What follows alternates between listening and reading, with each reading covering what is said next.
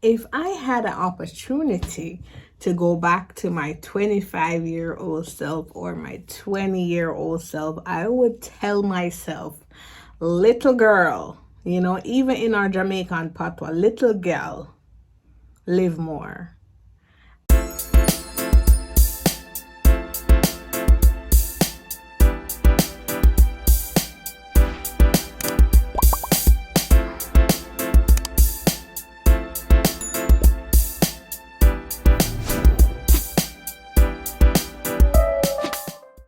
I would say that because remember now, I'm going to share with you again. I lost my mom when I was 16, my dad when I was 10, my grandmother when I was 17. I've gone through molestation. I've seen a lot of heartbreak, aches, pain, everything, you name it. I was a total wreck by the time I got to 20.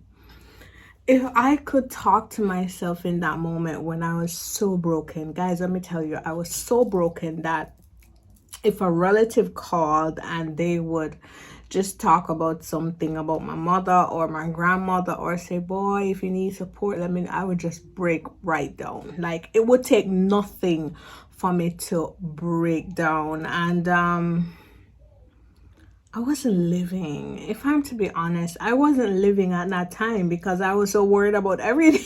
I was worried about everything. I worried about everything. Like, I would worry if it was gonna rain. I'd worry if I had enough money. I would worry if my brother was okay. I would worry if I could pay, my school fee. I would worry if I'd ever be happy in life. I would worry if I'm ever gonna get married. I would worry, oh my gosh, am I gonna be living in this ghetto all my life? I would worry about everything, guys. And I don't think I lived much. And I'm just being transparent. Like, I don't think I lived. Like, even when I went to the parties that were on campus, even when I went to, I went out with my friends, my mind was always somewhere else. It was always somewhere else. I was always thinking about something else. And I would tell myself to live more, like go and do those things that you've always wanted to do, and go and experience them from early. So I know why I would say that, and I'm telling you that too because by the time you get married, by the time you have kids, you're gonna be a bit limited, right? I'm not saying you're not gonna be able to travel or enjoy your life. I'm just saying that by the time those kinds of responsibilities come, because some of you in your 20s, you already have children, but you want to experience who you are, before you have to give of yourself.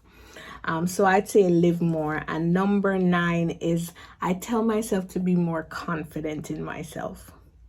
And so I'm saying it to you. Confidence is that thing that you wear that everybody sees. It's that thing that allows people to gravitate towards you, or that thing that may repel people. And so confidence, I think, is probably like the best garment you could ever wear. Except confidence, you wear it inside before you even see it on the outside. And so I would tell myself to be more confident, because I think in my 20s, I was probably still walking in shame and regret and pain. I would tell myself, listen, girl, you're it. You are the bomb. Go and do what you need to do. Yes, you can. Yes, you're going to make it. I would speak to myself so much better than, I did. And I probably would be so much further, but it's okay. Be more confident. If you don't feel confident, start doing those things that make you feel confident. Dress up, put some makeup on, look your best, speak your best. Those things you just need to start, right? And then soon you'll exude the confidence that you really want or where you want to get to. But it starts with the internal you, right? Number 10.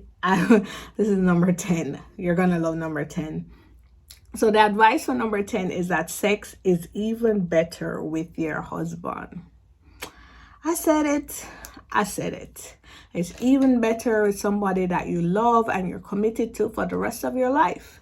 And you don't ever have to worry about, oh, who's gonna call your name and say derogatory things and all, all kinds of crazy things, of course, because your husband is a man of God. One, two, it's something sacred, it's something intimate, it's something that it allows you guys to bond more. So in Jamaica, we'll tell young girls, you don't have to run down sex. When you're married, you do whatever you want to do whenever you want to do it.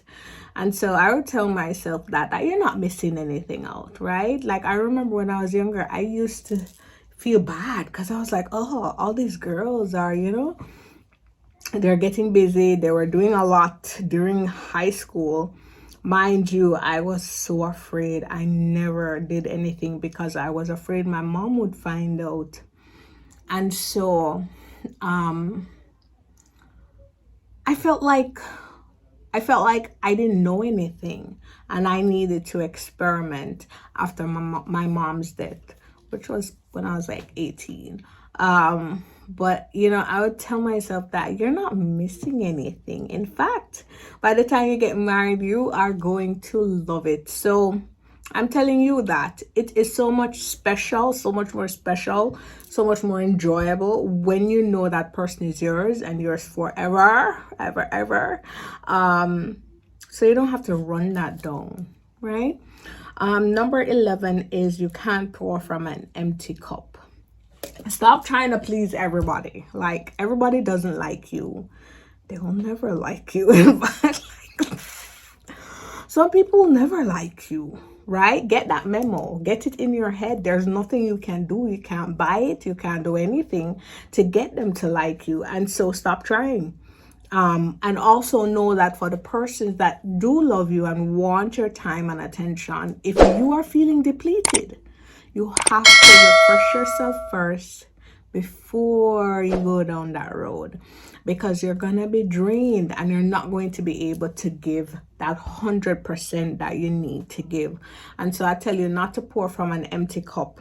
Another one, 12, you can bounce back from anything. I mean, absolutely anything. Anything that you go through, you can. All it takes is the right mindset. Number 13, which is the last one, but I'm going to add a bonus one, is that your friends affect your destiny. Like, Jim Rohn, Zig Ziglar said, they both would say it quite often. They said, if your 5 closest friends are broke, if your 4 closest friends are broke, more than likely you're the 5th one. And you are the sum total of your association's net worth, right? And so if it is that you are around people who lack character, more than likely you lack character too, right? And the people that you run with, they eventually affect where you're going. So you have to know from early. Like, I tell myself that, listen, if you don't want that kind of lifestyle, you shouldn't be around that kind of person. And maybe I wouldn't have made certain decisions. Maybe I wouldn't have had certain friends. And maybe I wouldn't have made certain mistakes because they were leading me down a path that I was going to regret, or a path that was gonna take me somewhere I shouldn't be going. And so you have to know the people that you're around. I tell people all the time, relationships, friendships are known to destroy marriages, cause you to die, lose your kids, go insane. Like, a lot of things can happen when you have the wrong people around, or you hang with the wrong crowd. In prison, it's amazing. So your association will determine the direction of your life. And not just that, but I'd also tell myself to start taking my finances seriously. So cut down on your spending. You don't need to be going in so much debt. You know, start saving, investing, all these different things. Read more finance books. How about that? I would tell myself, go and read some more finance books, because you need to sharpen up on certain skills and so on. So I would tell myself to go and learn some more finance. Yeah, because it's gonna pay off when you get to your 30s and your 40s. And guys, that's pretty much, I think. I have so much more, but I wanted to take them in stages, and I didn't want to make the video too long. But it's a beautiful place to be when you're in that age gap. I mean, that's where you start to experience life. That's when you start to explore who you are. But there are some traps that you can fall in that makes it so much harder when you get to your 30s and 40s. And so it's a very vulnerable place to be. So you have to make the right decisions so that the rest of your life can be smoother. But of course, remember, no matter what mistakes you make, they're never too final. Never, ever too final. You just need to develop the willpower to do what's right for you. Live on purpose. Remember, your relationship with God is critical, because He is the author and the finisher of your life. And yeah, if I had a time machine, yeah, I wish I had a time machine, I would tell my younger self to not do these things or to do these things. It's such a pleasure sharing with you. If you like this video, if there was anything that I said that makes sense to you, or if I've added any value to you, please smash the like button, subscribe, and I'll see you soon. Bye.